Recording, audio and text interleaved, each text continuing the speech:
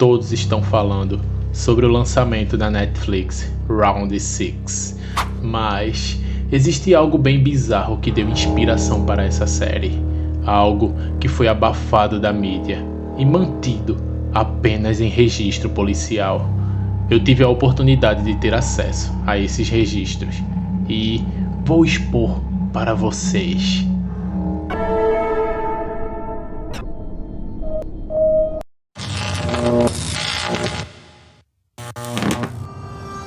Eu não consigo dizer exatamente quando isso aconteceu, mas pela qualidade dos registros e detalhes, não faz muito tempo.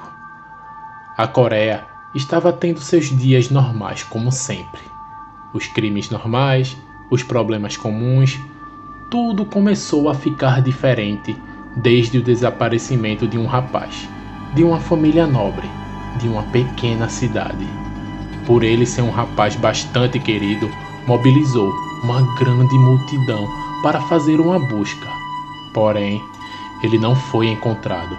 A polícia de todas as formas tentaram localizar o rapaz e nada foi encontrado, nenhum rastro.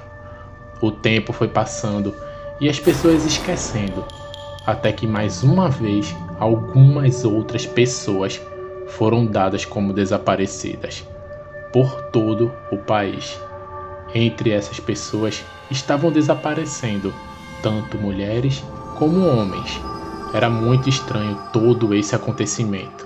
Todos estavam impressionados por não deixarem nenhuma pista do desaparecimento. Foram registrados mais de 500 desaparecimentos no país, isso tudo em aproximadamente um mês. Os policiais de todo o país estavam mobilizados para descobrirem onde estavam essas pessoas. Após iniciarem as buscas, não foi registrado nenhum outro desaparecimento. Isso que ficou ainda mais estranho. Desde o último desaparecimento, um ano havia se passado e não tinham nenhuma informação daquelas pessoas desaparecidas. Quando pensavam que nada mais iria acontecer, a cena se repete. Um sumiço coletivo de pessoas acontece mais uma vez. E não diferente do último ano, as pessoas estavam apavoradas com isso. Todos temiam. A polícia, junto com o governo, conseguiram controlar toda a mídia do país para que nada disso fosse noticiado. Isso seria um grande problema para o país. Os coreanos haviam pedido forças de inteligência de alguns países vizinhos, que não surtiram efeito em nada. Era preocupante, e o caos estava tomado naquele país. Mais um ano se passa, e mais uma vez isso volta a acontecer. A hipótese levantada era a exportação de pessoas para a venda de órgãos, que de alguma maneira estavam enganando algumas pessoas para conseguirem sua confiança e assim o raptarem. Levantaram essa hipótese como predominante. A segurança aérea começou a ficar mais restrita para assim tentarem descobrir quem são aqueles que estavam por trás disso. Todo o transporte aéreo estava sendo investigado. Quem entrava e quem saía do país passava por uma análise. O quarto ano chega e mais uma onda de desaparecimentos acontece. E a suspeita de exportação de pessoas foi descartada. A Coreia estavam de mãos atadas, não sabiam o que estavam acontecendo e resolveram recorrer ao FBI e à CIA para ajudarem nessas investigações. O governo e a polícia do país estavam perdendo o controle da situação e algumas famílias ameaçaram a expor isso na imprensa internacional, já que a imprensa local estava com um silêncio comprado. O país começou a agir de forma cruel com os familiares desses entes queridos. Alguns estavam sendo presos de formas injustas.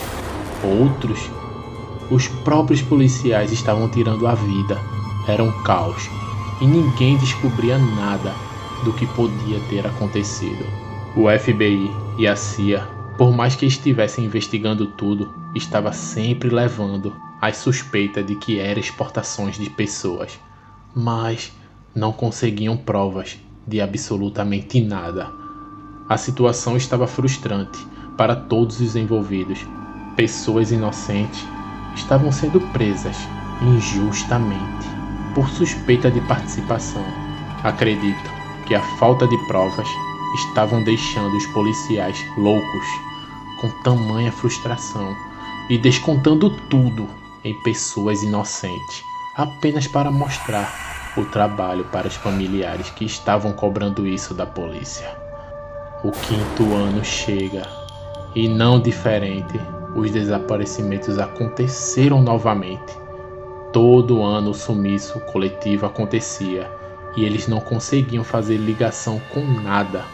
A Polícia Internacional não estava interessada em desistir de abandonar aquela investigação e estavam cada vez mais determinados a encontrarem todas aquelas pessoas que desapareceram.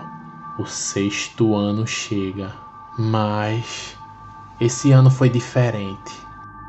Um grupo de policiais coreanos estavam em um local inabitável do país, onde encontraram uma espécie de galpão com medidas exorbitantes e resolveram invadir o local. E lá encontraram coisas jamais vistas pelos olhos humanos.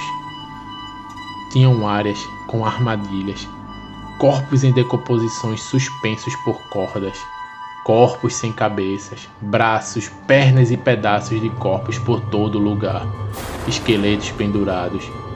E o mais bizarro de tudo, todos estavam vestindo a mesma roupa. Era um tipo de uniforme, e cada uniforme tinha uma numeração.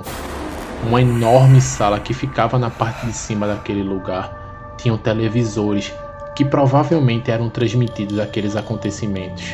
Não demorou muito para aquele local estar repleto de policiais fazendo investigações do que realmente aconteceu ali.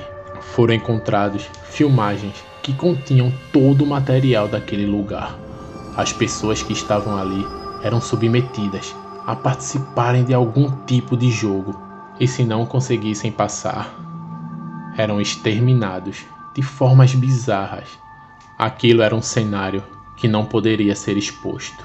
O governo decidiu que aquilo deveria ser mantido em segredo de polícia e governamental, e deixarem todos cientes que seus entes queridos foram enganados por uma organização criminosa que estavam exportando pessoas, e já foram descobertos e todos presos.